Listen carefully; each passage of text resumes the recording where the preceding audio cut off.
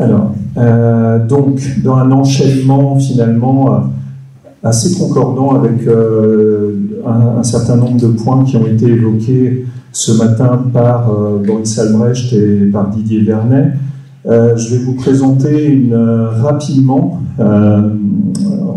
une recherche-action, une recherche universitaire que je mène actuellement auprès des militaires de l'armée de terre, de la marine, de l'armée de l'air, auprès des publics en syndrome post-traumatique.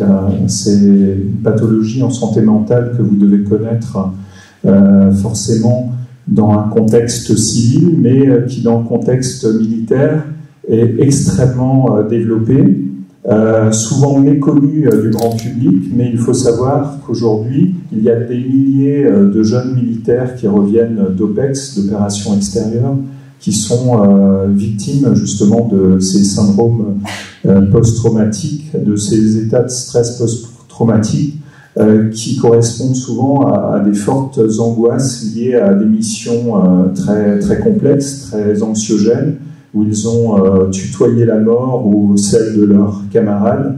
Longtemps, l'armée a fait un peu l'autruche, pour donner une image animale par rapport à ces questions. Aujourd'hui, cette prise en compte, elle est extrêmement importante de la part de l'armée française. Et on m'a sollicité il y a 4 ans pour accompagner un projet novateur au niveau militaire autour de cette prise en charge en s'appuyant sur la médiation canine. Donc je vais revenir un petit peu sur cette expérimentation qui est aujourd'hui un programme qui est un programme référencé dans le nouveau plan blessé. Aujourd'hui, l'armée française vient de voter, l'État vient de voter un nouveau plan pour les blessés.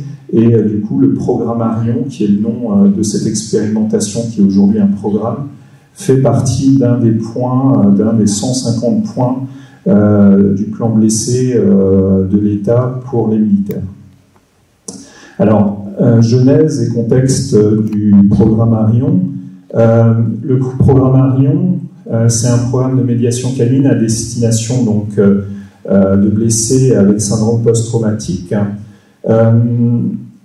Finalement, c'est comme souvent, et Didier l'a répété, finalement, c'est souvent des rencontres qui permettent les expérimentations. On peut se raconter ce qu'on veut dans les livres, dans les manuels, faire de la théorie sur comment on mène une action de médiation. On l'a bien vu avec votre hôpital. S'il n'y a pas les volontés de direction, de gouvernance, s'il n'y a pas les acteurs de terrain associés, s'il n'y a pas les animaux et les bons experts au bon moment, au bon endroit, on n'y arrive pas. Donc là, il y a eu une sorte d'effet de convergence, de rencontres adaptées avec l'organisme militaire qui accompagnait les blessés de l'armée de terre, qui s'appelle la CABAT, qui était en lien constant avec un régiment qui est le 132e régiment de l'infanterie cynotechnique basé à Suippes, dans la Marne, dans l'est de la France. Moi, parce que j'habite à Reims, donc pour ceux qui j'ai entendu au café, certains disaient 2 heures de route. J'ai fait 6 heures de route pour arriver à Cussac, donc c'est Reims-Cussac, c'est pas la porte d'à côté. Il se trouve que j'habite Reims, mais je travaille à Paris. Et je fais du terrain chez les militaires depuis très longtemps, puisque je suis moi-même maître chien de formation militaire suite à mon service militaire. Et du coup, j'ai toujours mené mes travaux universitaires dans le cadre des questions canines dans les institutions de l'État, jusqu'à finir ma thèse de doctorat, grâce à l'appui, entre autres, de la Fondation Sommer, auprès des SDF accompagnés de chiens. J'en avais marre des institutions, donc je suis parti de la très grande institutionnalisation à la très grande marginalisation, toujours par chien interposé. Et aujourd'hui, je suis en poste, je suis maître de conférence à Paris 13, je continue finalement à suivre la LES et à accompagner des projets autour des chiens en m'appuyant sur la médiation. Donc j'ai accompagné ce programme qui a très vite pris corps et qui a débouché en fait il y a un an en fait sur ce qu'on appelle dans le jargon académique universitaire une ANR. Donc l'ANR, c'est l'Agence nationale de la recherche, à qui j'ai proposé un gros projet sur les dispositifs de médiation canine portés par les institutions de l'État. Boris a dit justement, ça fait 20-30 ans effectivement que plein de choses se font, qu'au niveau de la justice, au niveau du milieu carcéral, au niveau scolaire, des tas de choses se font, mais en fait on constate que malgré toutes ces choses qui se font, au niveau de l'hôpital évidemment, c'est compliqué d'avoir une cartographie claire de ce qui se fait. Et moi, qui suis anthropologue et spécialiste aussi, sociologue spécialiste des organisations, moi je voulais comprendre aussi d'où viennent les points de blocage, comment les institutions s'emparent de ces questions de médiation animale, comment elles les portent, quelles sont les convergences, les divergences, etc. Donc j'ai proposé un gros projet ANR portant sur 3 institutions, l'armée avec le programme Arion, la justice avec ce qu'a évoqué Boris Albrecht, les cages, les chiens d'assistance judiciaire, mais pas que, parce que la question se pose de savoir est-ce qu'on est dans un dispositif de médiation animale avec les cages, et l'éducation nationale, parce que là c'est une institution qui produit beaucoup de projets de médiation animale, mais en mode confetti. C'est-à-dire que voilà, chacun fait un peu dans son... voilà, mais au niveau du ministère, il n'y a pas d'indicateur ferme là-dessus. Donc actuellement, je suis dans une sorte de lessiveuse avec des institutions qui sont toutes, chacune avec leur logique propre, parfois avec des rigidités extrêmement complexes, et tout ça en essayant d'appuyer des programmes de médiation là-dedans. Donc ça donne une sorte d'écosystème organisationnel un peu complexe, mais où je m'appuie sur tous les collègues que j'ai pu rencontrer ces dernières années, qui sont des experts, chacun à leur niveau de ces questions. Alors la première expérimentation du programme Arion a eu lieu en 2021. Elle aurait dû commencer un petit peu plus tôt, mais le Covid fait que l'armée aussi a été frappée, comme tout le monde, par cette pandémie. On s'est appuyé sur, finalement, une hypothèse de travail qui était de dire on peut faire de la médiation canine en s'appuyant sur l'expertise interne des militaires. Il y a des experts cyno, des cynotechniciens, des maîtres chiens hyper compétents. On peut s'appuyer sur une réalité sociétale aujourd'hui qui est celle des refuges qui débordent de chiens abandonnés. Récemment, la SPA a encore alerté sur ce qui s'était passé cet été.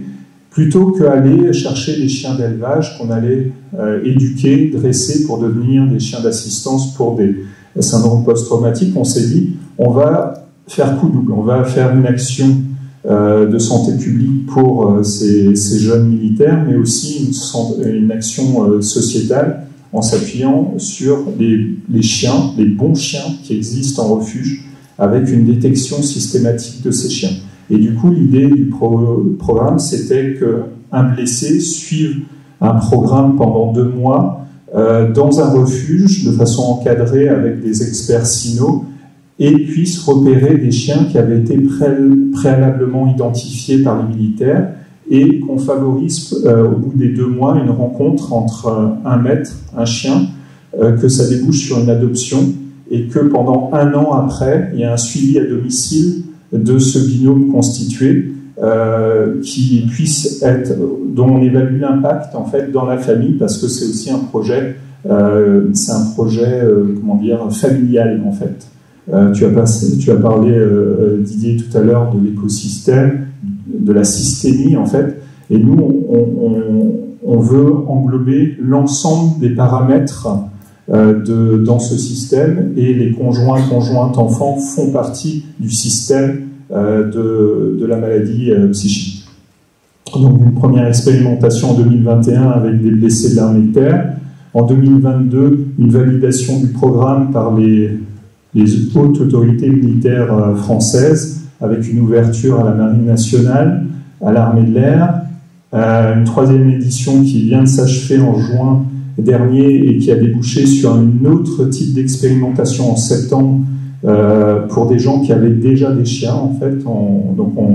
Pour ceux qui en ont pas, on propose donc une adoption, et pour ceux qui en ont déjà, on propose un stage spécifique qui s'appelle Mieux vivre avec son chien.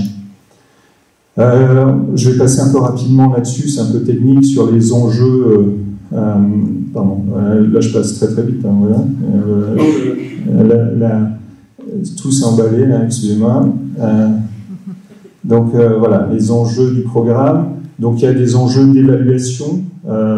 Didier l'a bien dit, hein, l'évaluation elle est complexe, surtout en médiation animale, mais elle est importante parce que si on veut convaincre et espérer obtenir de la thune, il faut montrer qu'il y a un cadrage universitaire ou académique ou scientifique qui permet d'évaluer ce qui se joue. Donc il était important de socler ce programme dans un accompagnement universitaire spécifique. Un positionnement épistémologique, alors voilà, je pense qu'on partage tous un certain nombre de choses, donc j'y reviens pas, mais c'est bien de le redire parce que quand on parle de médiation animale, même à l'université, c'est pas toujours favorablement entendu, hein, c'est-à-dire l'université, c'est aussi une institution qui a ses règles, ses modes de fonctionnement spécifiques. Donc voilà, la base, c'est le chien n'est pas un outil, une chose, on n'est pas là pour tester des choses, on est là pour aussi, prendre soin des deux côtés de la laisse, en fait, du blessé et de l'animal. Il s'agissait aussi de réfléchir et de travailler sur la question de la relation, de quoi parle-t-on, parce que c'est pas un programme de thérapie, en fait. C'est un programme plutôt à vocation de lien social. C'est comment le chien réengage l'individu identitairement, socialement, dans un environnement qu'il a parfois quitté, en fait. C'est des gens qui sont extrêmement isolés une fois que la blessure apparaît. Donc l'idée du chien, c'était aussi de permettre une reconnexion avec le réel et avec les proches, le monde social, environnement. Approche méthodologique, comment on fait de la recherche en médiation animale sur des terrains difficiles. Moi, je travaille que sur des terrains difficiles. Alors, je travaille sur les sans-abri, hein, qui est un peu mon héritage doctoral, mais travailler sur l'institution militaire, je peux vous assurer que c'est pas non plus de tout repos, parce qu'il y a tout un enjeu de diplomatie, un enjeu politique, un enjeu de pouvoir, d'influence.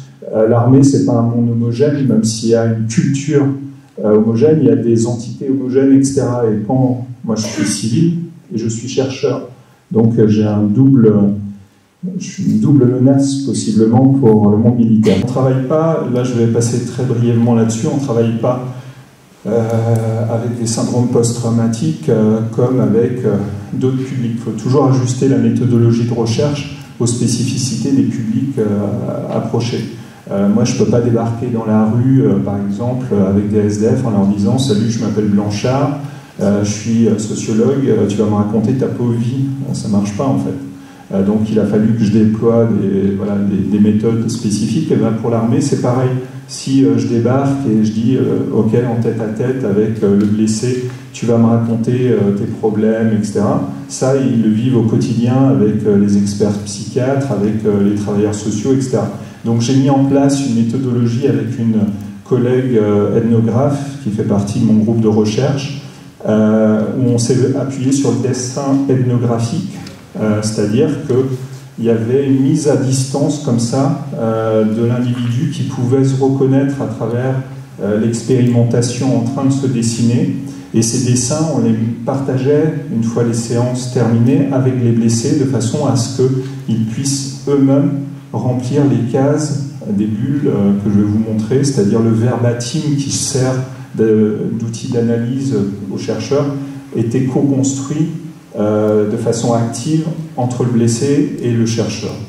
Donc ça donne finalement une vision non intrusive moins violente que l'image, parfois la vidéo ou la photographie pour des blessés. Ça permet de capter des moments de travail entre les experts cynos et les blessés et leurs chiens, de voir l'intimité qui se noue entre eux, la complexité de ces relations, c'est-à-dire c'est quoi une séance de médiation canine aboutie, c'est tout ça en fait.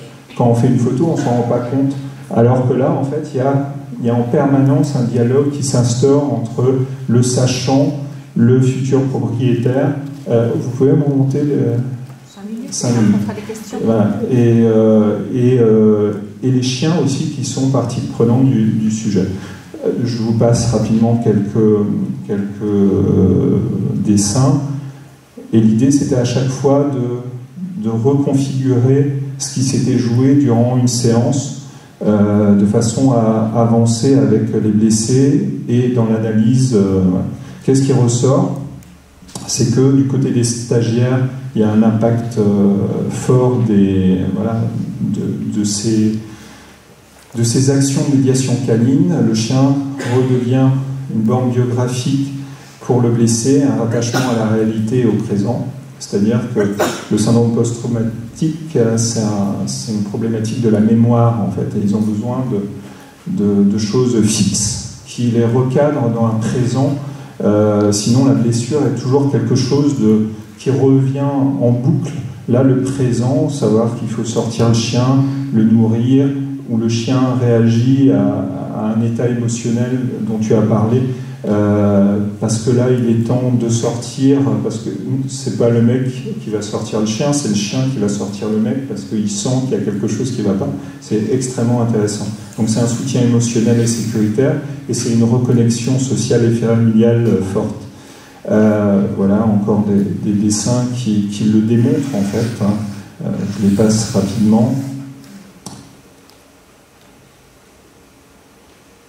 Ce sont des gens qui ont de l'humour, c'est-à-dire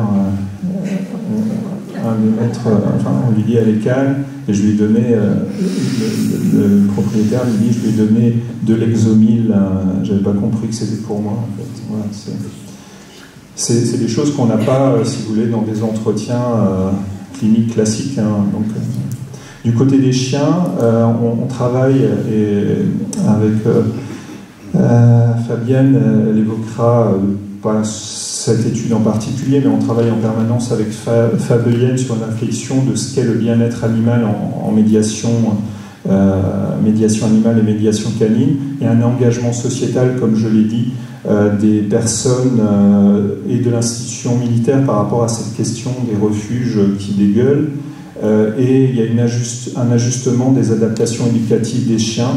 C'est-à-dire qu'on travaille sur la technicité, en fait, la compétence technique des professionnels, des militaires en question, plutôt que de partir sur le tout génétique. Ah ouais, on va partir sur du labrador parce que c'est le labrador, bien sûr, etc. Nous, on s'en fout, en fait. On se dit, quel chien dans tel refuge va faire et être utile pour tel blessé, etc. Donc c'est vraiment du tricot très fin qu'on essaye de faire. Voilà, c'est une synthèse: réajustement identitaire, remise en mouvement, reconnexion sociale et familiale et soutien émotionnel. Les experts cynos ont aussi un rôle important. Là encore, je renvoie à ce que Didier a dit tout à l'heure, c'est-à-dire tous les membres du dispositif, moi j'appelle ça dispositif, font partie justement de la réussite de l'action de médiation canine. Donc les experts cynos sont partie prenante et extrêmement importants. Et du coup, ça débouche, et je vais finir là-dessus, voilà, donc tu as parlé de triangulation. Finalement, je mets quatre piliers, moi, pour créer cet horizon, ce que tu appelles horizon, j'appelle, dans le contexte spécifique du programme Arion, un dispositif canin de médiation. Et cet horizon, il est constitué d'experts cynotechniciens qui aident au repérage, qui veillent à l'accordage de l'humain et du chien, qui accompagnent le binôme et évaluent son bien-être, qui sont des lecteurs, ils sont en capacité de comprendre ce qui se joue lors de l'interaction humain-chien.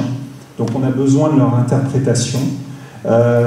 Les autres acteurs sont les professionnels de l'accompagnement. On ne fait pas de la médiation animale, il faut être très humble dans ces pratiques, sans l'accompagnement des experts sachants de la pathologie ou de la fragilité des humains, etc.